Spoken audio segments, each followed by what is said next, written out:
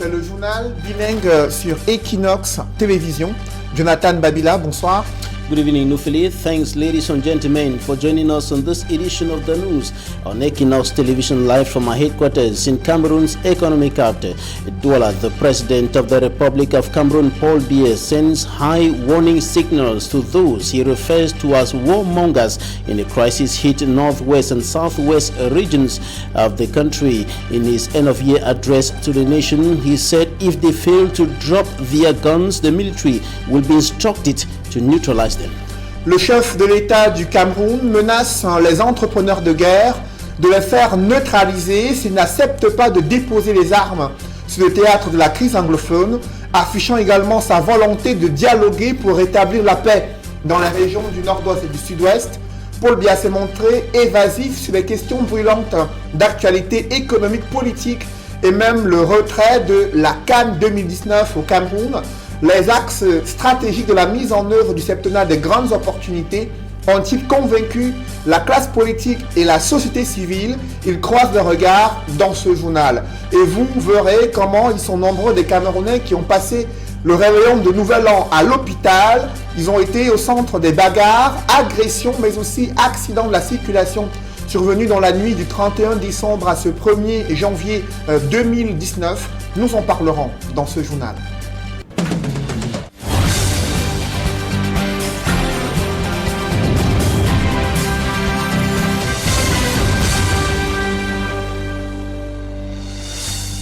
Merci de suivre cette édition bilingue d'information sur Equinox Télévision. La situation sécuritaire du Cameroun est une priorité majeure pour le président de la République du Cameroun. Paul Biya l'a fait savoir dans son discours à la nation camerounaise le 31 décembre 2018. Le président de la République s'est appesanti sur la situation sécuritaire dans les régions anglophones, reconnaissant que son appel au cessez-le-feu n'a pas été entendu jusqu'ici et dans un ton menaçant, il a indiqué que les entrepreneurs de guerre pourraient se faire neutraliser si jamais ils n'acceptent pas sa main tendue pour cesser le feu sur le théâtre de la crise anglophone. Maniant le bâton et la carotte, Paul Biya s'est montré ouvert à un dialogue avec les personnes de bonne volonté pour rétablir la paix dans les régions anglophones. Analyse et présentation des morceaux choisis des propos du chef de l'État dans ce reportage que signe Sylvestre Hippolyte Zangao. J'ai eu récemment... Mentionnant les problèmes sécuritaires au Cameroun dans son discours, Paul Biya n'a pas caché que la situation dans les régions du nord-ouest et du sud-ouest est la plus préoccupante. La sécurité étant la condition sine qua non de la paix civile et du progrès économique et social, elle devra avoir la priorité. La situation étant stabilisée à l'extrême nord et sous contrôle à notre frontière orientale, c'est le contexte qui prévaut dans les régions du nord-ouest et du sud-ouest qui retiendra l'essentiel de mon attention. J'ai eu récemment l'occasion de m'exprimer sur les problèmes qui les concernent.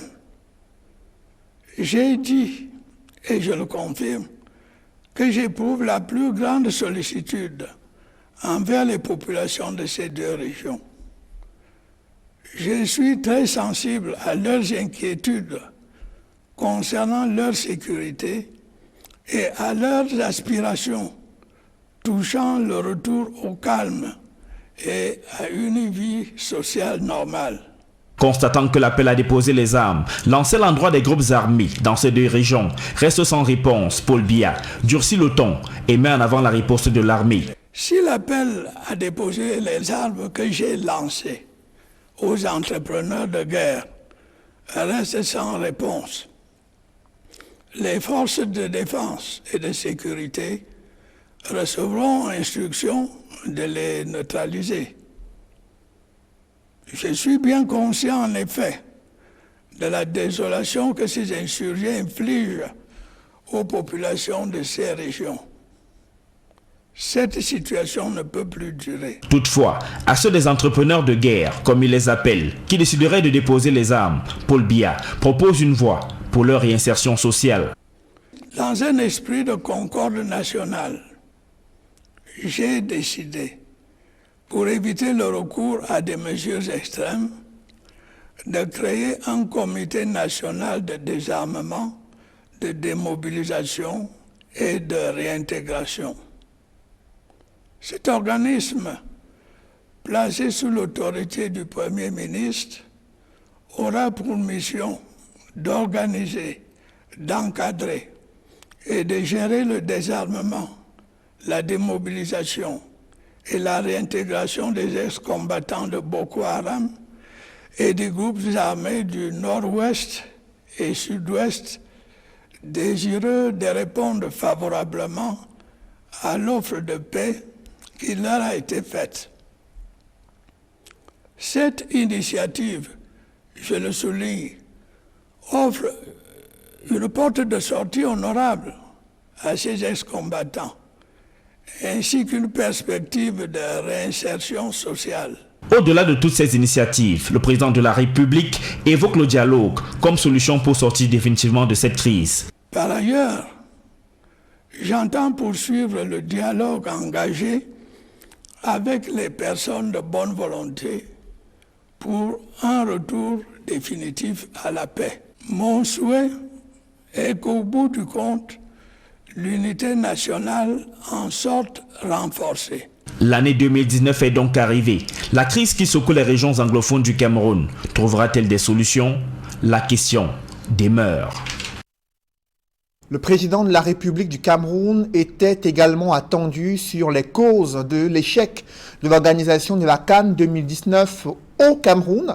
Paul Biya a esquivé cet aspect, évoquant un glissement de calendrier selon la CAF, qui, sur la base d'un certain nombre de données, a décidé de faire glisser le calendrier dans l'organisation de la CAN attribuée au Cameroun pour l'année 2019, alors que les Camerounais s'attendaient à des sanctions à l'encontre des responsables de cet échec. Paul Biya leur a demandé de rester mobilisés pour la réussite de l'organisation de cet événement sportif, sans pour autant donner une nouvelle date pour ce qui concerne la Coupe d'Afrique des Nations à organiser au Cameroun. Je vous propose d'écouter le président de la République, Paul Biya.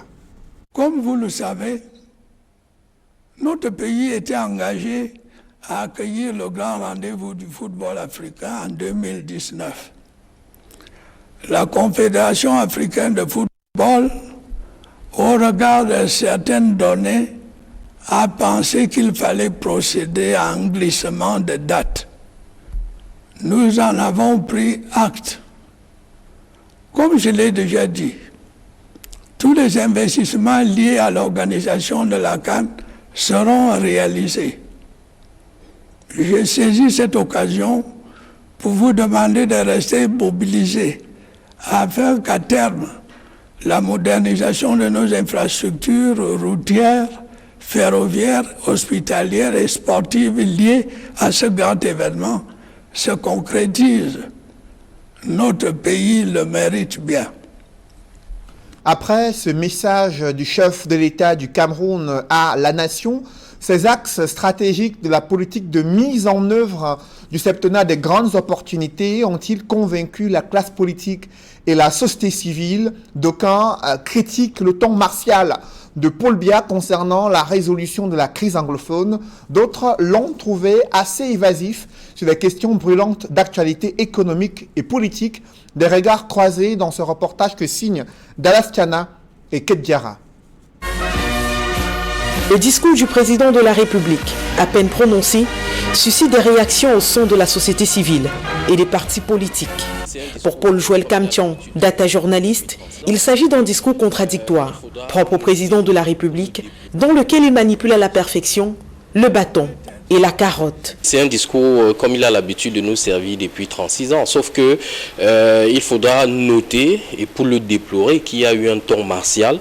Le président l'a dit que tous ceux qui l'appellent à la paix, s'ils ne reviennent pas, alors ils seront neutralisés. Pour lui, un pic de violence risque d'être atteint dans les jours à venir en zone anglophone. On risque d'assister au lendemain de ce discours à une montée en puissance justement de ces affrontements entre l'armée et ceux qui sont dans la forêt qu'on appelle à revenir. Un point de vue que partage Jonathan Batengeng, sociologue. Il va un tantinet plus loin en critiquant le ton employé par le président de la République au sujet du retrait de l'organisation de la CAN au Cameroun. On a vu un langage tout à fait doux pour parler de la CAN, alors que nous tous savons que c'est toujours une plaie béante au niveau national. Et cet échec au niveau de la CAN était surtout l'élément phare de l'année. Un discours de fin d'année étant l'occasion rêvée de dresser des bilans, le sociologue soulève pour le déplorer le silence du président de la République sur la question. Pour la première fois, j'aurais bien apprécié que le président fasse son propre bilan de manière très ouverte. Pour une fois, il aurait pu dire « je me suis planté ». Et ça aurait montré qu'il y a eu un changement de cap. Pour l'homme politique, Cyril Sambaka, vice-président de l'UDC, le président de la République est resté constant dans son discours, montrant une fois de plus la distance qui existe entre lui et son peuple. Le plafond de verre qui nous sépare du président ne s'est pas brisé. Le peuple vit au quotidien, n'est-ce pas, des souffrances. Et ces souffrances-là doivent être reconnues par le chef de l'État pour qu'on apporte une amélioration à cela. Le président de la République s'est, à son avis, démarqué sur un seul point. Si on prend le petit détail où il demande aux Camerounais de l'aider, il doit donc créer des conditions pour que cela puisse se faire. Parce que tous les Camerounais ont envie d'aider le chef de l'État. Mais il n'a pas brisé le plafond de verre. Il est dans une tour d'ivoire et malheureusement, ce qui sort du peuple ne lui parvient pas. Un point de vue que démonte Robert Mouti-Ambassa, militant au sein du RDPC. Le président est bien conscient de la situation actuelle du pays et n'a pas voulu aller trop en profondeur. Il a survolé les points essentiels en insistant beaucoup sur la sécurité. Il n'a pas voulu tout dire. Je crois que c'est quelqu'un qui n'aime pas qu'on le voit venir. Les prochains jours vont nous montrer une autre facette du président, différente de ce qu'on a vu ce soir.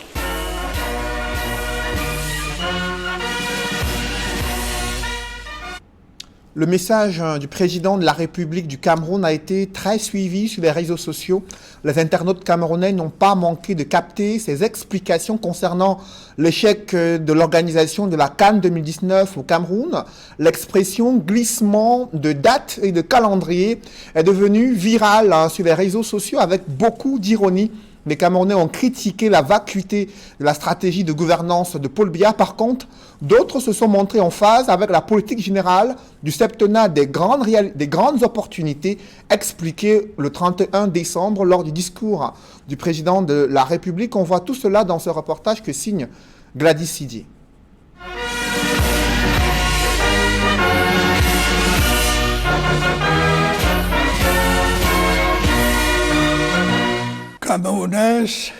Camerounais, mes chers compatriotes.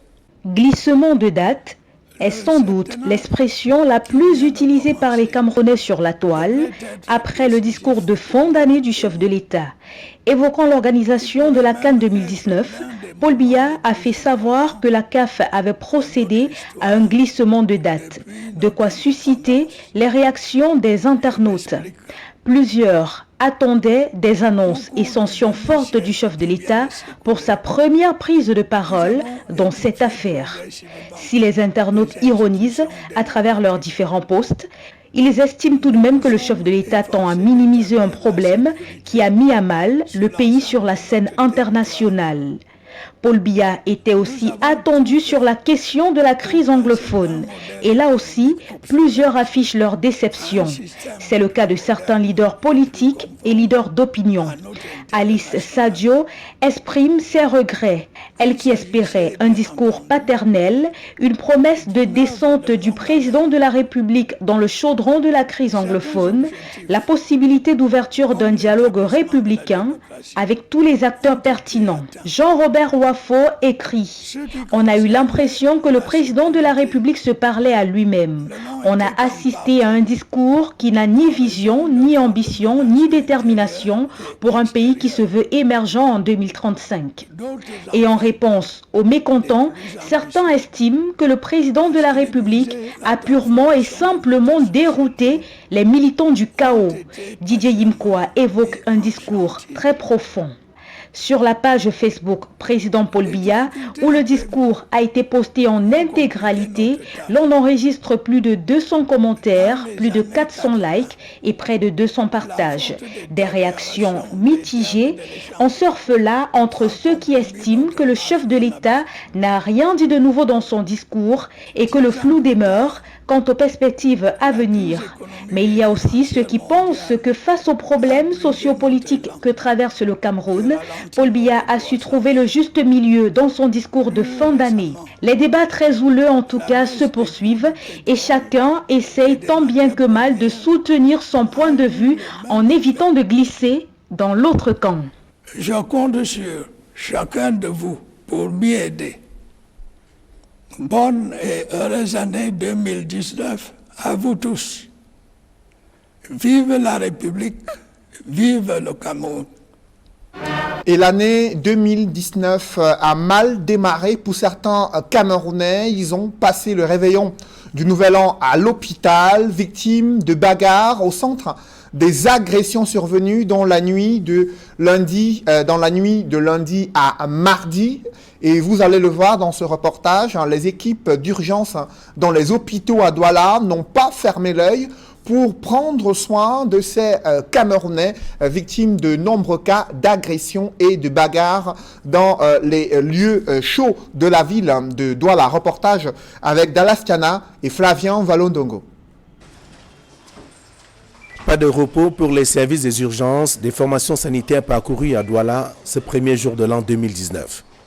À l'hôpital de Dedo, par exemple, ce service a enregistré une cinquantaine de cas. Dans le service de chirurgie, nous avons reçu déjà 18 cas, dont 2 accidents de sport qui sont hospitalisés dans le service, et puis 4 traumatisés après des agressions physiques, des bagarres, et puis 11 cas d'accidents de la voie publique, moto, voiture, piéton.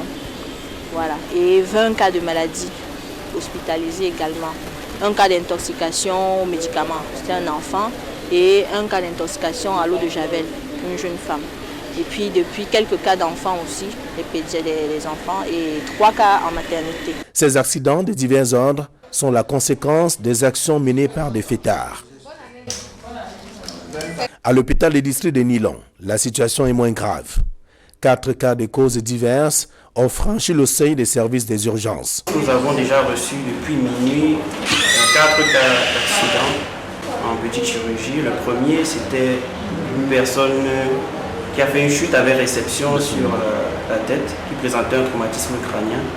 Le deuxième cas, c'était un cas d'agression par arme blanche, blessure dans le dos. Les 2 derniers qu'on vient de recevoir sont victimes d'accidents de la voie publique, toujours percutés par des mototaxis. C'est un bilan provisoire parce qu'ils ne font qu'arriver. Le bilan provisoire des différents cas révélés ici par des médecins est la somme des accidents enregistrés entre minuit et 6 heures du matin ce 1er janvier 2019 dans les hôpitaux de district de Deido et de Nilon à Douala. C'est un accouchement difficile pour une naissance joyeuse du premier bébé de l'année 2019 à l'hôpital La Quintini de Douala.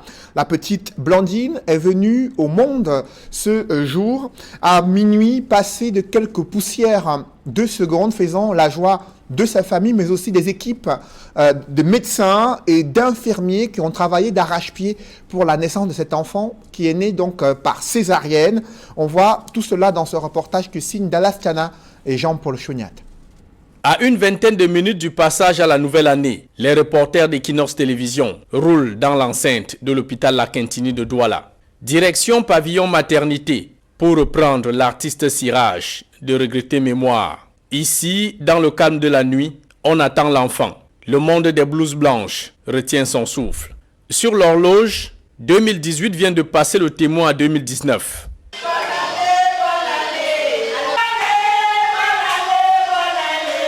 À minuit pile, on attend l'enfant. L'enfant ne vient pas. Mais il faut toujours attendre, nous lance l'équipe médicale. Et au bout d'une césarienne à 0 heure passée, la major de service fait son apparition avec le tout premier bébé de l'année 2019 de l'hôpital La Quintini. Certainement le premier de toute la ville de Douala et pourquoi pas du littoral et même du Cameroun tout entier.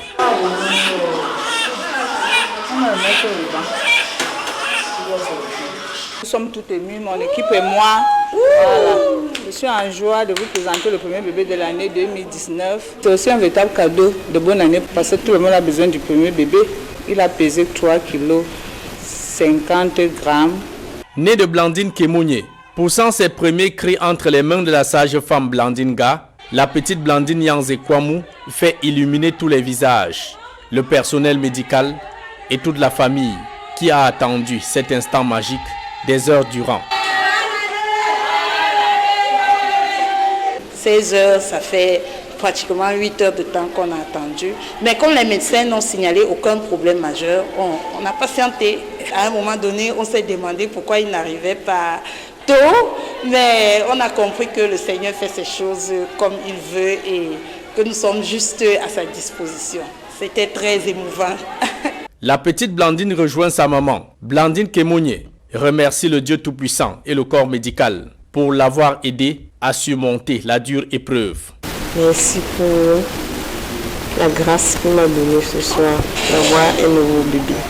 Maillot jaune des nouveaux-nés de l'hôpital La Quintini de Douala, la petite Blandine Yanze Kwamou, se réchauffant de la tendresse maternelle, accueille son dauphin en pleine course, l'instant pour ce dernier de franchir la ligne d'arrivée de la table d'accouchement du pavillon maternité à Chantilly-Diamant de l'hôpital La Quintini de Douala. L'émotion était également à son comble dans un hôpital de district situé à Bouda, dans le département des Bamboutos. Là-bas, le tout premier bébé est né aux environs de 2 heures du matin et pèse près de 3 kg. Il a fait le bonheur de sa famille, mais aussi des équipes médicales mobilisées durant toute la nuit pour cet accouchement. Des précisions avec Raphaël Tchoko et Julienne Berthe-Bissaille. Je vous parlais donc de ce reportage concernant le tout premier bébé né du côté de l'hôpital des districts de Bouda. Nous y reviendrons. Évoquons à présent ce message de l'archevêque métropolitain de Douala aux hommes politiques et dirigeants du Cameroun qui abusent de leur pouvoir afin de contraindre les populations à vivre dans des conditions de vie difficiles. Il a évoqué l'année 2019 qui démarre de façon particulièrement et de façon éprouvante pour les populations, évoquant la grogne sociale, les multiples crises qui affectent et secouent la République du Cameroun.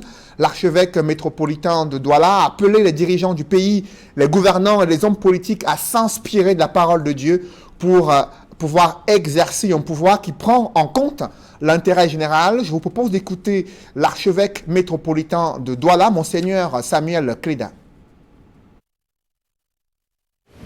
La paix est l'affaire de tout homme. Nous avons à accueillir la paix que le Christ nous donne, la paix véritable, comme il nous le dit. Je vous laisse la paix, c'est ma paix que je vous donne. Je ne vous la donne pas comme le monde la donne. En recevant la paix du Christ, nous nous engageons à devenir des artisans de paix dans notre monde. La paix s'est construite difficilement face aux violences que les hommes installent dans le monde. L'action de l'homme peut détruire tout projet de paix. Le pape cite un exemple précis. La recherche du pouvoir à tout prix porte à des abus et à des injustices. Celui qui en effet cherche à tout prix le pouvoir ne le cherche pas pour l'accomplir comme un service pour ses frères, mais il vise à en jouir de façon égoïste. Et le groupe qui l'accompagne vise le même but. Ainsi, la politique n'est plus perçue comme un service. Elle devient un instrument d'oppression. C'est ce qui s'observe malheureusement dans notre monde d'aujourd'hui. Dieu veuille que ceux sur qui pèse la responsabilité de la communauté humaine accueillent eux aussi de bon cœur cette dernière et grande leçon du jeudi saint et sachent reconnaître que leur autorité sera d'autant mieux acceptée par leur peuple qu'ils l'exerceront dans un esprit d'humble service et de total dévouement au bien de tous. Concevant la politique comme un service, tout homme exerçant un pouvoir peut parvenir à considérer tout homme comme un frère sans tenir compte de son origine ethnique et de son rang social. Se dire qu'il peut se mettre au service de tout le monde et devenir le protecteur des couches sociales les plus vulnérables. Heureux le politicien dont la personne reflète la crédibilité. Heureux le politicien qui travaille pour le bien commun et non pour son propre intérêt. Heureux le politicien qui reste fidèlement cohérent. Heureux le politicien qui réalise l'unité. Heureux le politicien qui s'engage dans la réalisation d'un changement radical. Que l'esprit de paix vous accompagne partout, qu'il vous obtienne ce que vous demanderez, vous achemine vers le bonheur sans fin. Amen. Et que Dieu Tout-Puissant vous bénisse, le Père, le Fils et le Saint-Esprit. Mesdames, Messieurs, c'est la fin de la première partie de ce journal. La seconde est en langue anglaise avec vous, Jonathan Babila. Right, Cedric Nufeli, thanks ladies and gentlemen for staying with us into the second segment of this edition of the Bilingual Newscast on Equinox Television. The President of the Republic of Cameroon, Paul Biya, said the crisis hitting the northwest and the southwest regions of the country cannot continue. In his end-of-year address to the nation, December 31st, 2018, the head of state, Paul Biya, expressed concerns over the plight of English-speaking Cameroonians, but contrary to the call for a political solution to the problem, he emphasized on military solution, and he went further to say that if those he referred to as warmongers do not drop their guns, he will instruct the military, or the military will be instructed to neutralize them. He equally spoke about some political, economic and social issues affecting national life. For me, Armstrong Sander has more. President Paul Biya, in his close to 20 minutes traditional end-of-year address, dwelt specifically on the state of the nation's security, economic and social welfare. On security, President Paul Biya stated that insecurity in the far north region and the eastern border of the country has been stabilized, and he will focus on the situation in the northwest and southwest regions. He called on those he qualified as warmongers to heed to his earlier call and lay down arms or be neutralized by defense and security forces on his instructions. He further emphasized that the National Disarmament, Demobilization and Reintegration Commission provides a dignified way out for ex-combatants and prospects for social reintegration, paving the way for a return to normalcy. He announced that measures will be taken as soon as possible to give the local communities the power that will enable them play a greater role in the management of local affairs. On the much talked about dialogue, President Paul Biya announced his intentions to continue what he called dialogues initiated with people of goodwill to bring back lasting peace. On the economy, the president talked about the necessity to accelerate the growth rate of Cameroon. Practically, the head of state said more technical resources will be employed to modernize and diversify the agricultural sector as defined by the Ibolova Agricultural Show. He also mentioned the processing of agricultural commodities as well as improving energy and transport infrastructures.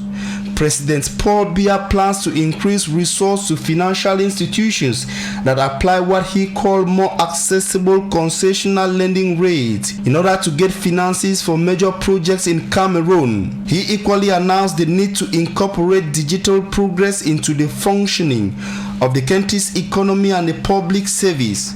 On the social domain, President Paul Biya said Cameroon will have a deserving social dimension once security is restored. He spoke of a society that ensures equal opportunity and decent living conditions for the entire population. He believes that a growth rebound in the economy will solve the problem of youth unemployment. President Paul Biya announced that he has taken note of what he qualifies simply as a shift in date of Cameroon's right to host the 2019 African Football Jamboree following a decision of the African Football Confederation, CAF.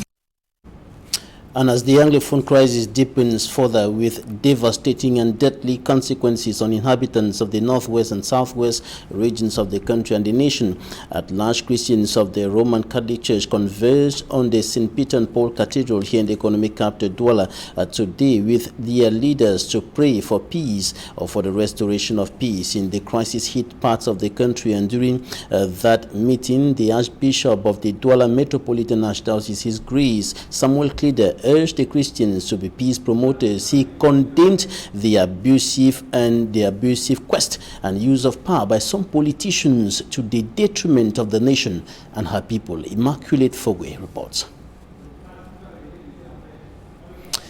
Immaculate Fogwe with that report. Will be coming back to that shortly. Now we're going to continue talking about the Anglophone crisis. This time around we're going to look at efforts to restore joy and peace in broken hearts of thousands of people who have been displaced by the Anglophone crisis. Derek Jato reports from Boya. Today in Boya, a Catholic institution is ending the year with the internally displaced persons in style. Get ready! Go!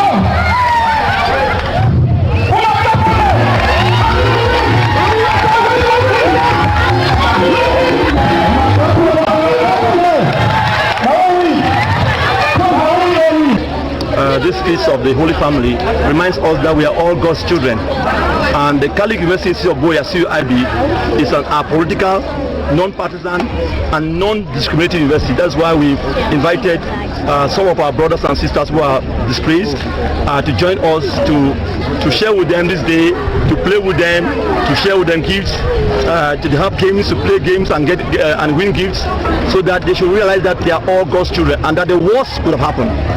And so we thank God for them. We thank God that God keeps some of them alive.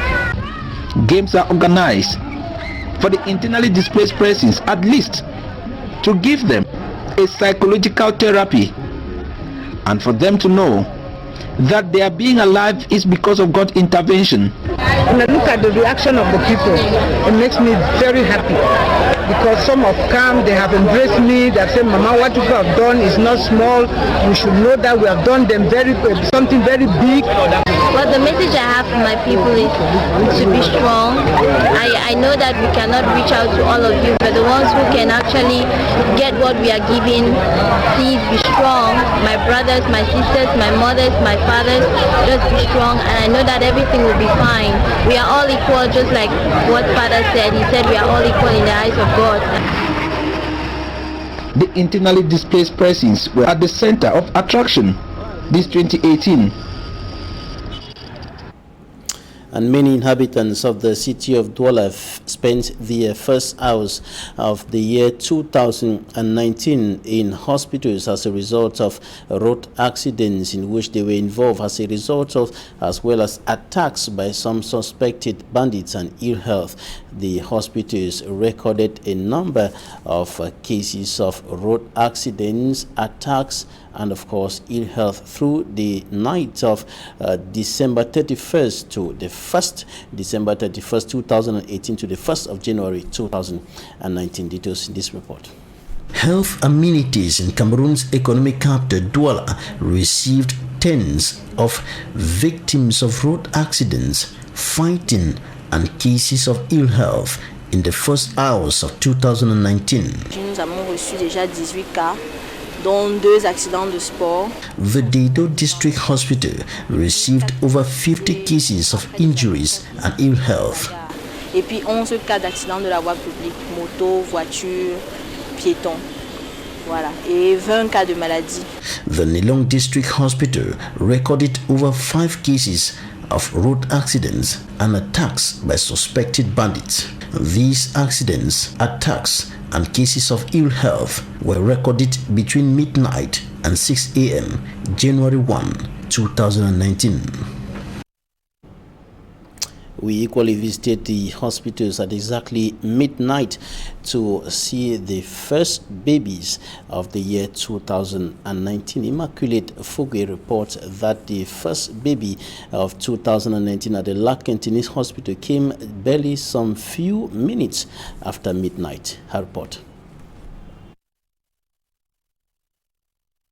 Few minutes to the dawn of the new year, Equinox reporters arrived at the Lakentini Hospital, Douala. At the maternity ward, people are anxiously waiting outside to hear the cry of the first baby of the year. At exactly midnight, the tension portrayed by both the staff and those present there was that of anxiety and hope. It was at few minutes past the hour of midnight that the cry of the first baby of the year was heard.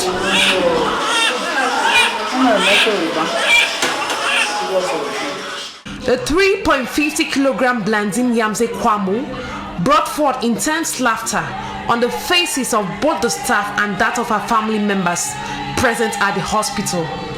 Nadine Ga, the midwife, expressed her joy. It is really a big gift to us to welcome the first baby of the year. Everyone is in need of the first cry of a baby for this year. The baby later on joined her mother, Blandine Kemonye. I am grateful to God and all the medical personnel who helped me in one way or the other during that difficult period. Blandine Kemonye's sister says, it has been for close to 8 hours that we have been waiting. But as the health personnel didn't signal any problem, we kept on waiting patiently. At one moment, we started asking why the baby wasn't arriving earlier. But we later on understood that God performs miracles at the right time. Babies are gifts from God that brings forth joy to the family. Welcome, Blandine Yamze Kwamu. While others are celebrating the birth of babies and others are searching endlessly, tirelessly for just a baby, others are casting theirs into the dustbin. We tell you now the story of a baby who was discovered in a trash can here in the economic capital, Douala. The baby is alive and in good health.